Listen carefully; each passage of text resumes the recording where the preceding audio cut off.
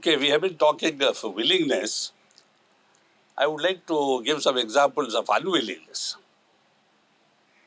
You know, people who came to Babuji Maharaj and very reluctantly said, Babuji, I wish to give you a trial. And Babuji would say, I am very grateful to you. And they were even more flattered.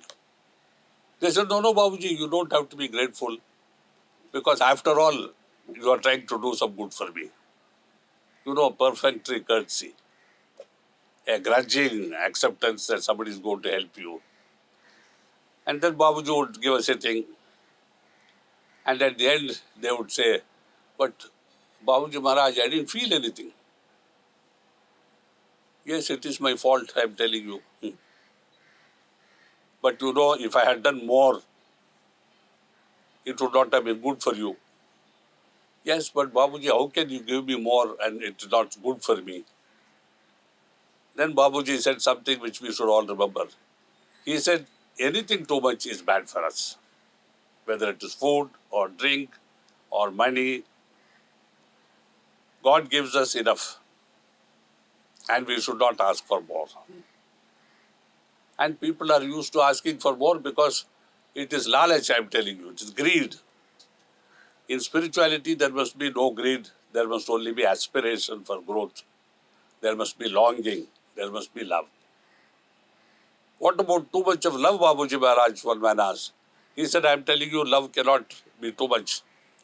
It can fill the whole universe and yet be not too much. Love is the one thing that you can give and it comes back to you. And he went on to explain, there is a law which says any thought you send out will come back to you. You send out good thoughts, they come back to you. You send out bad thoughts, they come back to you. Often we think somebody else is doing it, but it is our own doing. And love is the only thing which you send out, which if it comes back to you, it adds to your love. Everything else subtracts from you.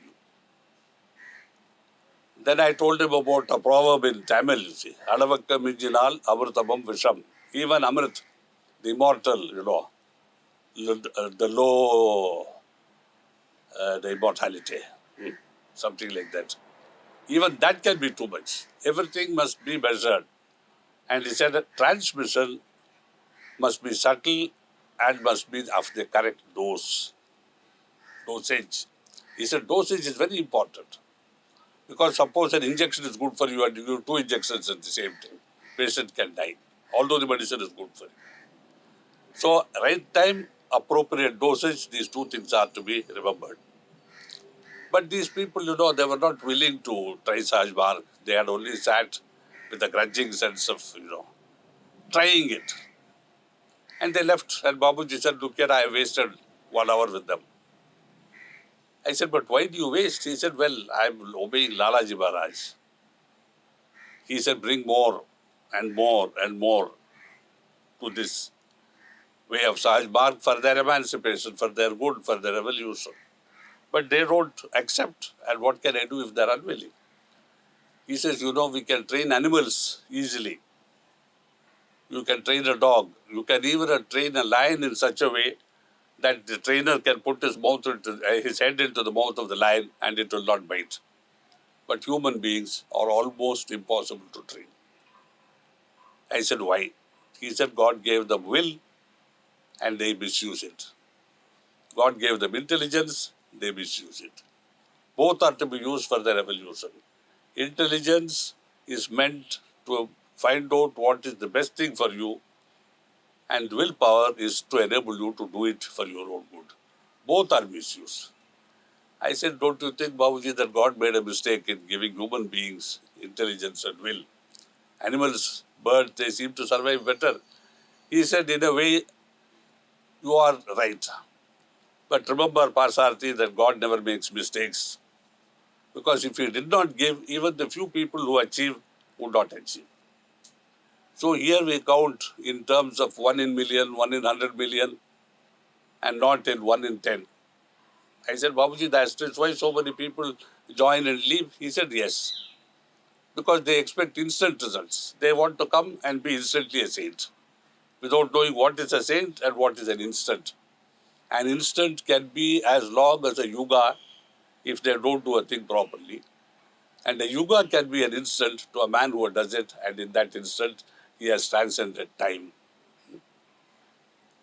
So you see willingness, how important it is. And jokingly on the other side, I would talk about unwillingness in a different way.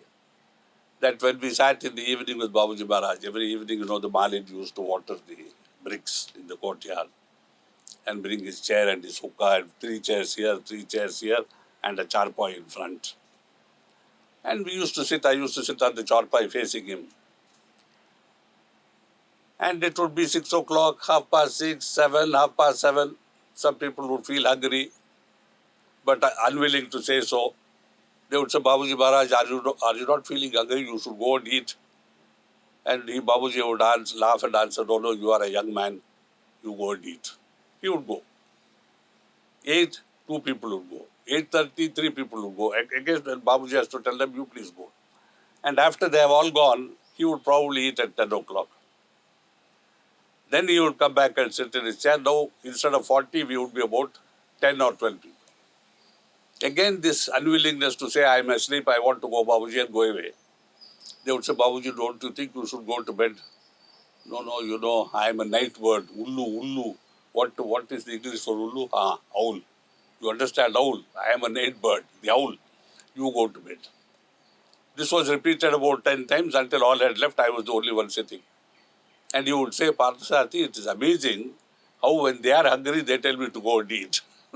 And when they are asleep, they tell me to go to bed. It used to go on every evening, almost. So Babuji said, willingness they are unable to show and develop. Unwillingness they feel, but they cannot express. Why don't people tell me honestly the truth? Then he gave another great lesson. Say what you mean and mean what you say. What I told Brother Bhaskar yesterday. Because it's very important. We neither say what we mean. When we hate somebody and we are in a party and we are forced to see that person, we shake hands and say, oh, I am very happy to meet you. And in your heart of hearts, you think if you had a dagger, you would just stab that fellow in the back. This is sheer hypocrisy. And mean what you say. Punctuality is meaning what you say. If you say, I'll be there at 8 o'clock, a good German is there 2 minutes before 8 o'clock. Not at 8 o'clock. Not at 2 past 8, but at 2 before 8, because you must not be too early. Once I was sitting in a hotel in Hanover, and one Mr. Robert Koch had an appointment to meet me at 8 for breakfast. And I had given him instructions. He was coming from about 50 miles away, 80 kilometers from the farmland around Hanover. I was sitting with a friend from a big firm with whom I had a good relationship, and he came. He was sitting and we were having coffee together. Suddenly, I saw an old man pacing the pavement up and down outside, because they have all glass doors and glass windows, He said, Shari, I think that is your guest. I said, why do you say so? He said, well, it's 10 to 8. And he is pacing the walk, pavement. I said, why you could come in? He said, no good German will come too early. So he came in precisely at 1 minute to 8 and was at the table. Good morning. I said, Mr. Robert Koch? He said, yes, but how did you know, Chariji? That sort of punctuality we must have. But in Babuji's case, the people would say, I will come to see you tomorrow, Babuji, and not come for a week. And he would say, so-and-so, why didn't you come? I was waiting for you. No, Babuji, I was disturbed that morning. There was no water. I couldn't bathe. Once Mr. Swaminathan, my colleague who is now upstairs long ago, he came with me to Shajapur. Babuji used to offer tea, and on a small, this terracotta plate, mud plate, a few, bundi or something like that, kurbura, chana kurbura we call it. Swaminathan said, oh, I don't eat before I bathe. So Babuji laughed and said, Swaminathan, In the beginning of my sadhana, I also used to do it like that. Still Swaminathan did not relent. And he went away. So Swaminathan said, Babuji Maharaj said, what is this problem with Brahmins that they won't eat before bathing and all this sort of nonsense? I think they have a big load of sin that they can't do anything without a bath. And he laughed. He said, this is a disease from which we don't suffer, having to bathe early morning. Poor Swaminathan, he was not aware of it. Later on, I told him. See.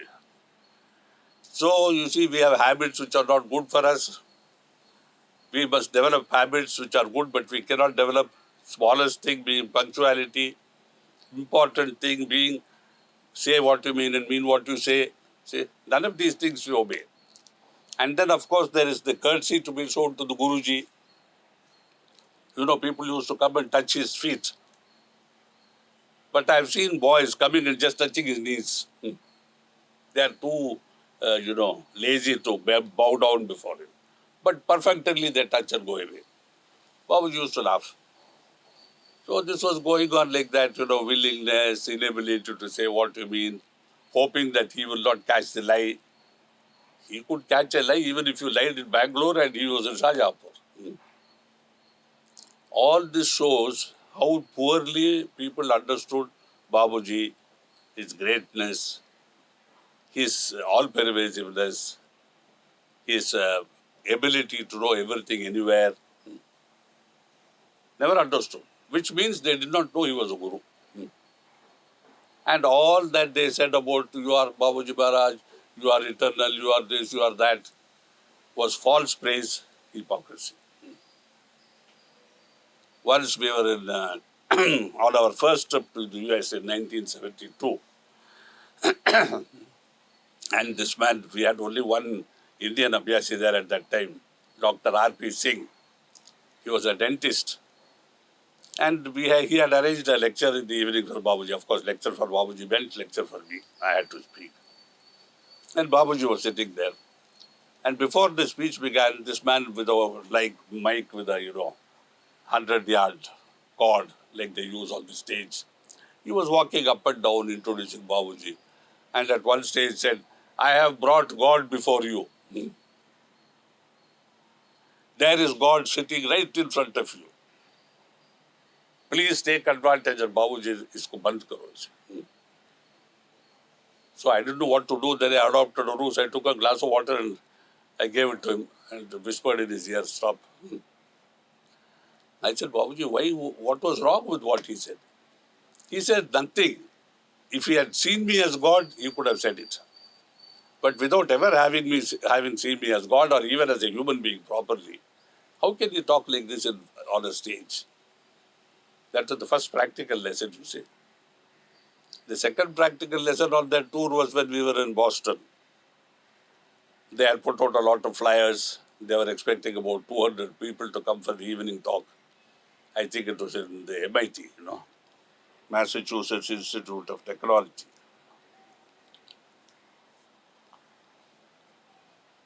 At 5 o'clock, the announced time, there were precisely 5 people. We waited till 1:15. Then I asked Babuji, should I speak? He said, why do you ask this question? I said, only 5 people. He said, what does it matter how many people there are? What you have to say, you have to say. It's a question of how many people are listening to it. So you go ahead. See, 5 people or 5,000 makes no difference to you. So that was another lesson, you see. We don't need a big audience. That is only a matter of pride and ego. Oh, 5,000 people came to hear my lecture. Like you find in the newspaper, So-and-so gave a lecture on the Maidan in Bombay, and there were 100,000 people to listen to him. We hear this all the time, That was another important lesson on that trip. There were so many, we had to climb upstairs. He had bedrooms which are very inconvenient, beds which are too high.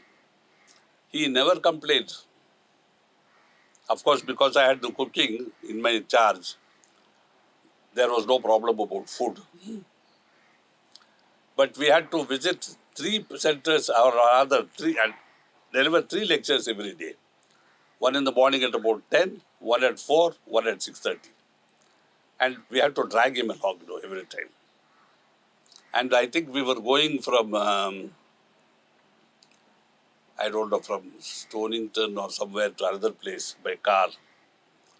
And as usual, Babuji was in front with another person between him and the driver. And we were three at the back. And at one place, there was a slight rise in the road. Very slight, probably along the length about 6 feet. And a car with all students in it banged into us from the back. Banged with considerable force.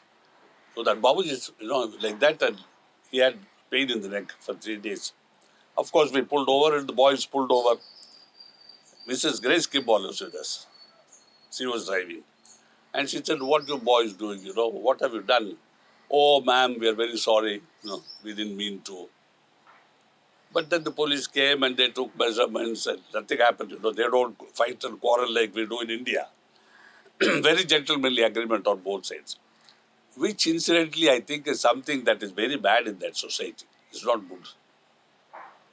Because if you can't let out your steam at such places, under such situation, you are bottling it all up.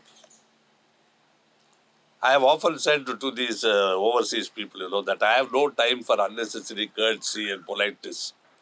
Courtesy and politeness are for an effete civilization with people who have nothing to do. They can get up, bow again here, allow their wives to go ahead of them, hold the door open, bring a glass of water to the wife. Things which, generally shock Indians. I'm not now talking of either male chauvinism or female chauvinism.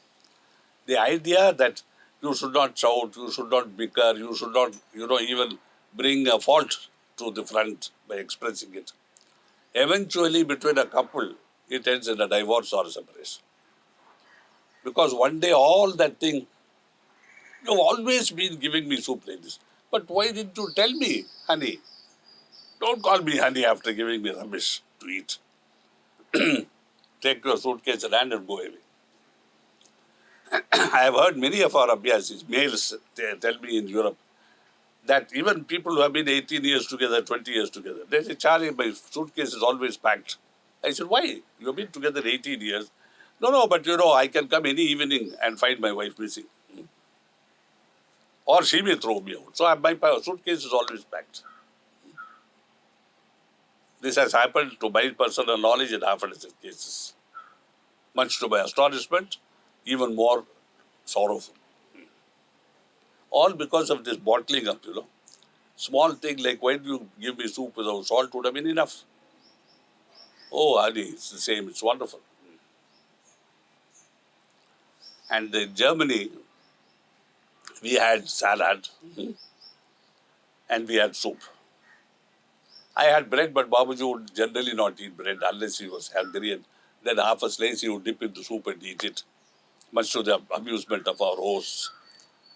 One day there was soup in a flat dish, like in science we call it petri dish, flat petri dish. He put his finger and said, look, I have too much soup. And everybody was, I won't say they were shocked, but they were very touched by his innocent handling of the situation. They said, no, but Babuji, it's not too much, it's just a little. Then he said, no, I'm telling you, see, suck this, and then took a spoon and started eating. But the most amusing episode was one day when we had salad. My wife was with me on that occasion. And he asked her in Hindi, daughter-in-law, come here, see if there are horns on my head. So she said, but why horns, Babuji? He said, I've been eating so much grass. Surely by now I must have become a cow. And he laughed uproariously at his own joke, And he couldn't eat salad. He hated this stuff. In India, it's not, we don't eat salad because in tropical countries, it's not hygienic too. They're generally not grown properly and they're not washed properly. Vegetables we know how to handle. But salads, generally we don't eat. It's a modern, habit developed in the last 15, 20 years. and so he could not eat it. But in London, we had a very charming hostess with whom we stayed. And her husband, who was generally, incoherent when spoke, and generally silent. He listened to her and carried out her wishes. One day she said, Babuji, would you like to have some chapati? So he was like a dog called for a walk, Chapati? Yes, of course, but I'm telling you, I'm not very fond, but if you give me, yes, I will take. So she said, I have a cook, who used to cook Indian food. She is not here today, but on Friday she will come. So Friday we will have chapati. So from then till Friday afternoon, Babuji was talking only of chapati. Vasati, we are going to have chapati on Friday. I said, Babuji, today is only Thursday. But you must be prepared for chapati tomorrow. Friday morning came. He didn't eat breakfast. He said, don't eat too much bread. It's not good for you. And I'm telling you, tomorrow, this afternoon, we are going to have chapati. Like that. 12:30 was lunchtime. 11:45, he was at the table. And he said, oh, Veera, don't bother. I'm here, because I have nothing else to do. I'm just sitting here. Parsarthi, you also come and sit. And we both sat side by side. There was no tablecloth even on the table. Then they came, put on the table, brought out the cutlery, And then the plates, forks and spoons, knife. And Babuji was sitting more and more erect, see. And suddenly this lady came with a big silver tray, with a big plate on it, with a silver dish covering it, the usual luminity style. And only the pepper was missing. And along he came and Babuji, very humbly looked away on the other side and said, what is a chapati? After all, a chapati. And then it came, and they opened the dish, and there was a papad. And Babuji looked at me. Ye kya hai? I said, papad hai. But kuch boliye mat, I said, don't say anything because they will feel hurt. See, or even more hurt than they're disappointed you. Just eat. And he took, one on his plate, broke a little, ate it. And he said, sister, I'm suddenly having a stomach ache. You don't mind if I don't eat? Oh, Babuji, but we have been preparing for this for 3 days. Yes, I'm telling you, you keep it. I will try to eat it later. And he got off the chair because it was a little high, And they took him back to the bedroom. Then that lady came to me and said, Chari, are you not eating? I said, well, how can I eat when my master doesn't eat? So we both went to bed. And Babuji said, look at these people, they don't know what is a chapati. But I said, Babuji, you have to eat something. So I went, made a couple of slices of toast, took out the crust from all sides, dipped it in milk and fed him. He said, you also eat. So I also ate. And we went to bed, slept. And for the next week, it was the sole item of conversation, chapati. And then one day, I went to the market, brought some wheat flour, some butter which I converted to ghee, some salt, potatoes, and I cooked chapati and potatoes. And I served. And Veera Devi said, Chariji, what is this thing that you have served us? I said, Veera, this is chapati. For heaven's sake, and what was that thing we gave you on the other day? I said, that's called papad. She said, oh, is that why Babuji didn't eat? I said, no. He really had stomach ache. He would have eaten everything, but that was too much for him. This is soft, and nice. And that's why I cook for you today. Oh, you're a lovely cook, Shri. What is this? I think it's potatoes fried in our Indian way. Oh, delicious. Why didn't you do it earlier? So that was cooking for him. Another time, the same trip, we were going from, what was that place? Detroit to this place I told you, East Lansing, Michigan. That girl had asked me in advance when I was in New York what she should cook for Babuji. She was an 18-year-old this size, Irish. I told her Babuji will have this, Babuji will have that. I heard that later on she was terribly annoyed. Oh, he's a dictator, that guy, Chariji, Babuji will have soup, Babuji will have asparagus. What does he think he is? That was another reaction. She asked me what he could have. And when I tell her it, I became a dictator. See. So our overseas trips were punctuated with a lot of humor, a great deal of unnecessary trouble for Babuji Maharaj, a great deal of suffering for him, a great deal of exposure to foreign situations, foreign atmosphere, foreign people, for food. And yet he never batted an eyelid. He took what was given, he suffered, and only said, you must always be with me because you are in a high condition and you give me strength. You see, that is why sometimes people say why he is always taking so and so. The reason is this, that there is somebody with a congenial spiritual atmosphere which will at least give a protective ring around the master. And Babuji and I were in Sister Stella Jacquero's house in Etwa. It was called a prayer, you know. It was a big compound with a lot of trees. And it was an old priory. And there we had a room about this size, by this. And he had a bed in one side, and there was a big window, and we could hear the blackbirds, you know, all day. Very beautiful. They started about 4:30 in the morning, go to bed at 10:30. Can you imagine 18 hours of birds? He felt very sick, but he had a particular spot on the bed where he used to sit. I said, why do you always choose that spot? He said, you know, there's a circle in which grace falls here 24 hours of the day now. Normally, it comes to me only 1 hour a day when I'm at home in India, anywhere in India. Because I'm telling you, India is a holy country, though there is a lot of, you know, crudeness and ugliness and corruption, even in my country. But it is a holy country. The soil is holy, the air is holy. There, Lalaji blesses me with 1 hour of grace every day. Here he is giving me grace 24 hours. That's why, you know, I sit in this for my health's sake. You also come and we both, you know, sort of sunk into that circle. And you could feel the difference.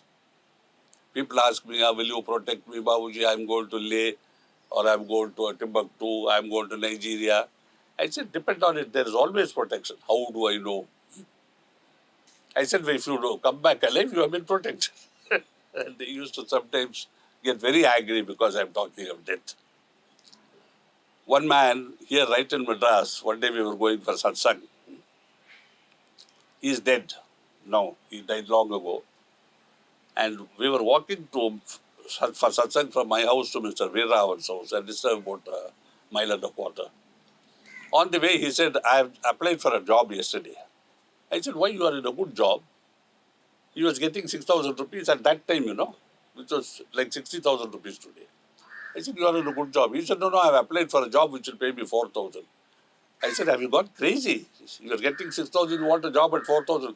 He said, no, I'm testing Babuji Maharaj. I should not get this job. If he is a real master, I should not get this job. And I said, suppose you get it, what will you? Master is no use. I said, Sinister, there's a much better test. He said, please tell me. I want to test Master also. I said, come with me, we'll go to Mambalam station. And you lie down across the tracks. The next train, if it passes, doesn't kill you, Babuji is wonderful. If you are dead, it doesn't matter. You have proved that Babuji is useless. That is the final test. Of course, he was a little annoyed, but he understood the point, and he would started praying that he should not get the job. I said, what does it matter? If you get it, refuse it. So you see, this idea of testing the master is there for everybody. How to test the master. So Babuji said, don't see how to test the master. Just hope the master does not test you. Because in today's humanity, maybe there are only 10 or 15 people who are fit to be my disciples. This he told in the privacy, you know, to some people like Sister Kasturi, myself, and a lot of others. He said, you know, it is a great privilege to be accepted without test. In the old days, you had to do this, you had to do that, you had to stand on your head in Sirsasana and fast for so many days. Then only you are allowed inside the ashram. Today, everybody comes, I take them. I said, but Babuji, should you not also test? Because people don't value because you don't test. Ask them to go for 6 months, do Sirsasana and come back. He said, Sahaj Marg is not like that, This is for everybody. So Babuji said, no test in Sahaj Marg. I said, then what about the old acharyas, gurus, rishis? He said, people will be shocked if I tell them something. But I'm telling you, if a guru has to test his disciple, it means the guru is incompetent. I said, why? He said, it is because he cannot make him what he should be. Therefore, he has to test him. If he has that confidence and he has such a guru who gives him the power to do it, he should be able to make even a stone into a god. Whereas we are making gods into stones. See? Excuse me, Lord Krishna. No? So that was his attitude to testing. He said, I can take anything and make it what it ought to be, provided willingness. Always willingness. We were in Denmark and in, Beate's house, first visit. And we had an interview by the local radio, the Danish radio. Lasted 1 hour. See. At one stage, that interviewer asked Babuji, what are you really? He said, I am what I ought to be. He said, aren't we all what we ought to be? He said, no, you are all what you are. What you ought to be is something else. And to help you become that only, I have come to Denmark with my Pasati. So you see what we ought to be, what we are, what we were. It's not a question of sequence from the past to the present to the future. It is a question of, I say, potato as it was, potato boiled and potato eaten. No? It can all coalesce in one instant of time. Or it can take hundreds of years. Or it may not happen at all and the potato will be rotten. So he used to say, that human beings do not realize the opportunity given to them. Lalaji Maharaj was such a great personality, Such personalities may not come even once in 10,000 years. We should grab that opportunity when it comes. But unfortunately, people waste their time and think we will wait till the next one. When will the next one come and where? They don't know. And when the next one comes, are they going to be here? They don't know. If they are here, in what form? Are they going to be human beings or something else? They don't know. But it is human nature, that we waste everything that God has given us and acquire many things that God does not want to give us, which we create for ourselves. And then he said, like money, like unnecessary things we have in our houses. We accumulate what we should not and don't even acquire what we should. And therefore we go away as we came, and then you have this circle of what you call rebirth. To the west, 72, 76, 80 and 82. And to the east, in 77 and 81. When we were going to Europe for the first time in 72, it was a long trip, 3 months or a little more, because it was Europe and USA. USA means it's not a huge thing, not all of Europe, America, just these coast few cities. I asked him, why you have not chosen somebody who knows your language, who eats your food, with whom you can, be more, shall we say, at home. He said, if I wanted to choose somebody else, I know how to do it. Then perhaps he felt he had been too harsh, so he said, you are Lalaji's choice. I said, but Babuji, there are people who can cook for you chapatis, dal. I don't know all these things. He said, when the opportunity comes and when the need comes, God gives the necessary powers. Shakti, I'm telling you, he gives Shakti. And that was proved, as I have already recounted, in my ability to cook for him, wash his clothes, which I have never even done for my father. I always used to wash my underwear, because I have traveled a lot on my companies. I used to wash them in the evening before bed. And because generally we had an air-conditioned room, I would just pull them to size and hang them over a chair, and they were as if they were ironed next morning. But he had these long dhotis, yards and yards, and this hand-stitched cloth bunians with a pocket. And there was generally a pocket here inside, into which he put his money. What little money he carried. So, my father seems to approach him in Shajapur. He said, why are you taking this young fellow? He has no experience. You take me.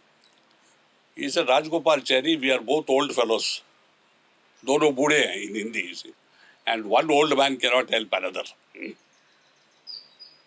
So, that fell through. But my father insisted on telling him, no, but my son, he doesn't have enough experience. I went to Europe. He went to Europe much after I went.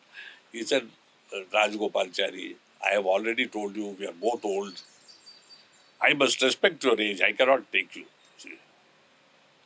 So I became, originally I used to think of it as a scapegoat, but it was really a great divine opportunity for me. Because during those foreign tours, I have developed so much intimacy with Babuji Maharaj. I was the only one with him. There was no second person ever. We were living side by side 24 hours a day. I had to bathe him. I had to prepare his hookah before he went for his bath so that it is ready when he came and sat on his chair. Then I had to go for my bath after giving him his milk. Then I had to have breakfast. Then by 9 o'clock, satsang, most of which I had to take, conduct. And when we were coming back from Europe, he was praising me extravagantly, what I have done for you, this, that, and the other. And among many things that I learned was the perfection to produce the hookah. When I came back, I had burns all over my, this part of the hand. Because you carry a chillum like this with coals heaped up, and they tend to fall off. And I had to hold them here until we had gone into a safe place. Because all houses are carpeted, And one day in the evening, he was very restless. He had a cough, so I had restricted his hookahs to 6. And he puffed away all those 6 by 6 p.m. And then he looked at me and said, is it possible to have one more chillum? I said, Babuji, 6 are over. Theek hai, and he put on his, shawl or blanket and went to sleep. Pretended to be asleep. Then 8:30, he came out. We were in a hall, all smoking away, He opened the door and he stood like this. And he saw me there with about 25 Danes, all puffing. And he said, Acha, you are restricting my smoking and you are smoking. I will tell your father. So immediately we all went in and we made a chillum for him. And it was going on till 12:30. He said, someday I may write a book on he, I and the hookah. Because it was a cementing bond, And it went on, almost till midnight, and everybody was happy.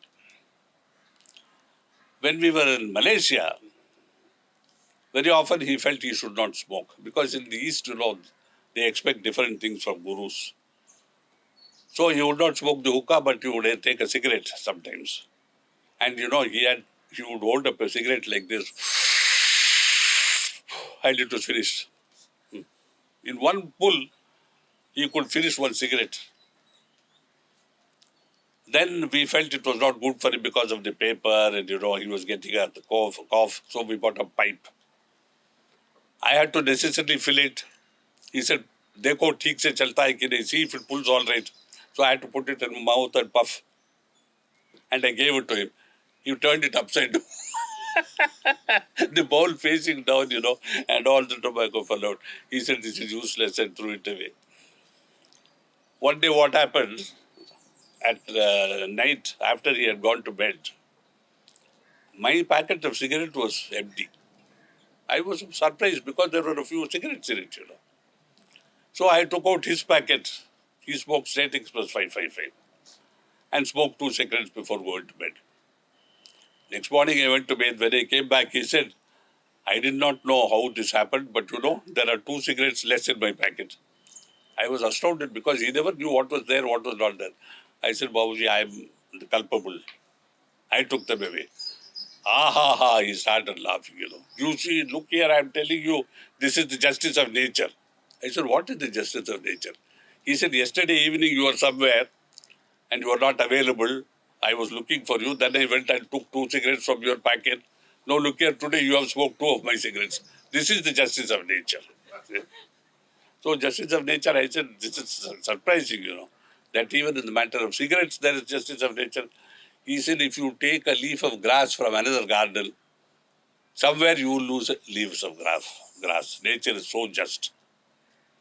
So we should remember this, when we pick things from here and put a flower from there and, pilferage, minor pilferage. He was so meticulous about these things. Then he said, you are my son, you can always smoke from my packet. But I'm telling you because, and with a twinkle in his eyes, हमने चोरी किया. I robbed from your packet. And it was so hilarious that moment. So the smoking was a big bond between us. Then one day I was not smoking. Second day I was not smoking. Third day I was not smoking. He called me, look here, come. Parsati, what is wrong with you? I said, nothing is wrong with me. No, you're not smoking for 3 days. I said, no, Babuji, it is a useless habit. I've given it up. He said, Arey bhai, don't do that because it will destroy our brotherhood. So a brotherhood based on smoking, you see. So I may even write a book called The Brotherhood of the Tobacco. The Tobacco Brotherhood or something like that. So we had hilarious moments like that. On another occasion, we were in a German house. There was no proper food for us. Nothing to eat, literally, you see. And 6 of the Danes or 7 of them had come by car all the way from Copenhagen. This was in the south of Germany, in the Schwarzwald. And they brought, when they saw this status we were in, they went marketing and brought bags and bags of food, Anything you can think of. There was tomato juice, orange juice, 6 loaves of bread, bottles of jam, tins of butter, and they filled the fridge. That night I was, after, about 10 o'clock, after putting Babuji to bed, I was going to the bathroom. And in between was the kitchen. I saw under the door a light burning inside. I thought I had inadvertently left the switch on, the light on, because I was the last person to go there to get some cold milk for Babuji. When I opened the door, husband and wife who were our hosts were sitting, eating our food. I came back and I was amazed. It was going like a machine, And yet they were so angry with the Danes. I came back to Babuji. I felt something sinister in the air that evening, in the atmosphere. I said, Babuji, I don't feel comfortable sleeping here. I want to sleep across the doorway. So that somebody, if he wants to come in, he has to step over me. He said, I'm telling you, I have the same feeling. So I slept that night across the doorway and the next night too. We had that sort of reception also. In one place, I don't know if I should say it, we had a room so small that there was a big 4-poster, metal 4-poster, and there was not even 3 inches between it and the door on this side, and the other side was against the wall. I said I would sleep outside. Babuji said, no, you must sleep here. I shared his bed, one bed. And the funny thing is, we had only one cover.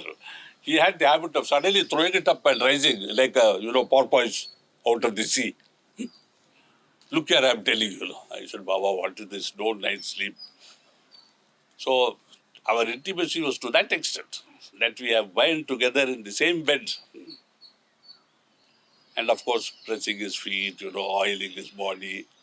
And I remember in the US, there were no showers in most of these big houses, all bathtubs with curtains. Now he was very delicate and very shy. So I had to fill the tub test the heat, and then lift him into it, draw the curtain, and take the clothes out through a chink in the curtain, because he would not show himself. And then he would bathe. And then, he would wet his beard. And from inside, are you there? Yes, master. I am ready. So I had to put the towel into that. He would towel himself and wrap himself, and I had to lift him out of the bathtub. And then he was all wet because he didn't know how to do it. So I would towel him again. He would, and I would just wrap him and give him a big hug. He was eminently pleased, and he would go all red, His body would blush, whole body. Because nobody ever gave him any kindness or show of love. No. And that was the problem with him, Everybody came, but nobody to give, but only to take. And about love, there is one whole chapter here. I would like to read something from it. I once asked Master to reveal to me the secret of quick progress in spirituality. Master said, create love in yourself and then see the progress. Really speaking, love can conquer all, and love alone can do this. Everything else, every other force or power, creates a reaction which is not favorable. If you are annoyed, you transmit anger, and the other person becomes angry in turn. If you use physical force, that too creates resistance followed by a reaction on its own plane. It is the same with everything else. But if you create love in your heart, then the reaction is also of love and love alone. And see, your job is done. So create love. It is with love that our ancient rishis were able to live in jungles with wild animals all around them. Love conquers even the wild animals. I am telling you one thing. If there is love in your heart for the Master, then the Master begins to love you. If you can bring this about, then your work is almost done. The important thing is to knock on the door of his heart so vigorously that he is compelled to open it to you. Then what to say of progress? Everything is there for you. What is the Abhyasi's real duty? In my opinion, he must do everything to make the Master turn towards him. And once that is done, the Abhyasi can sit back and let the Master work for him. Who can resist love? All the Abhyasi's love, as the Abhyasi's love grows, so also the Master's love grows. And the Master now begins to think what he can do for the Abhyasi. It is no longer necessary for the Abhyasi to ask. What is there to ask for when the giver is himself thinking about what to give and when? Really speaking, a true Master is nothing but a mirror. What the Abhyasi places before it is reflected by it. You understand this? In the Master himself, there is nothing. You only take from him what you yourself put into him. Now I am telling you something. There are people who accuse the Guru of being partial to one or another of the Abhyasis. Do you see how wrong this idea is? And it is also dangerous, and for the idea of distrust and hatred may grow. And these also will be reflected. So we must create love and see its working. I say it is the most potent power of divinity. This is what Babuji had to say about love, you see. Of course, I have written a whole chapter on it. The idea of writing about this came when I was in Rajagopalachari with one of our preceptors from Madras, Mr. Seshadri. He had to have milk in the evenings, before going to bed. And Babuji used to provide the milk. I used to go and get it, give it to Mr. Seshadri. And once I asked Babuji, why don't you take milk? He said, I cannot afford the milk. Can you imagine? He gives the guest, but cannot take it himself. So such is the Guru. He cannot afford for himself because all that he has is for others. And the ultimate expression of this is that when the Guru leaves the mortal plane, as he told me himself, everything that he has, including his spiritual wealth, is scattered upon the deserving Abhyasis of a particular kind, you see. I said, but don't you need it to take you? He said, take me where? This is not a boat you row that you need oars or a machine. I am telling you, spirituality is only to take you up to a level where you renounce it and give it away to deserving people, and you go on now into infinity and towards the center. That is why we say Where religion ends, spirituality begins. Where spirituality ends, reality begins. Where reality ends, bliss begins. And where bliss ends, that's the end of our journey, you see. But we are all, have to progress. Babuji, what is my condition? Babuji said, I'm telling you it is good. No, but how can you say you are always saying it is good? He said, look here, I'm telling you, when I was with Lalaji, I never asked him what is my condition. He said, how can it be anything but good when you have such a master looking after you? Can anything be bad that he gives? And then he told the story of Ayaz, you see, the slave of an emperor. That emperor brought back, everybody, the courtiers were all very angry with the Sultan because he was favoring Ayaz. So they asked him one day, why are you favoring Ayaz so much when we are all there? We love you so much. He smiled and said, well, something is bothering me. They said, what? He said, this beautiful thing in glass, crystal, I brought back from India. He drew his sword and gave it to the courtier and said, I want to destroy it. He said, Majesty, how can I destroy such a beautiful thing? He asked all the courtiers, they all gave the same answer. He called Ayaz, he said, destroy it. And with one stroke, he destroyed. He said, that is why I love him. On another occasion, the Sultan or the Emperor brought back, somebody had sent him a big basket of very rare fruit. And in the court, in front of everybody, he gave him something to eat. Ayaz ate it with happiness. Later, when His Majesty ate it at the table, he found it was stinking. He called Ayaz and said, why did you say it was good? He said, I have been with your Majesty for 25 years. I have received nothing but good from your hands. Just because today the fruit was bad, should I make a song and dance of it? See, this should be our attitude. No, Babuji's tea is weak. His sabji is only one potato, small tukda flowing on it. We have no proper bed. We came prepared to stay 7 days. Let us go tomorrow. But what will we tell Babuji? Tell him that, we have urgent work. I like to add upon to this. This is the attitude of people. I remember once, one gentleman was to come, a top man from the government. He was an IAS officer, very high position he held. And his telegram came that he was coming the next morning or the day after the next. So Babuji was immediately perturbed. And when he was perturbed, he would walk up and down with his head like this. So Sister Kasturi was there. She said, why are you worried? He said, I wish this man doesn't come. And I felt so shocked, And Abhyasi wants to come and you wish he doesn't come? I said, Babuji, why? He said, he is a big man. He will expect a gaddi, mattress. He will expect a good bed. I have to make a special arrangements for his food. It will be very difficult, This is not a household where we can do all this. I said, but Babuji, he will get used to it. And Kasturi said, Parsarthi is also a big man. But you are always happy to receive him. In fact, you are looking for him every time. He said, Parsadi will sleep in the gutter if I tell him to do it. That man cannot.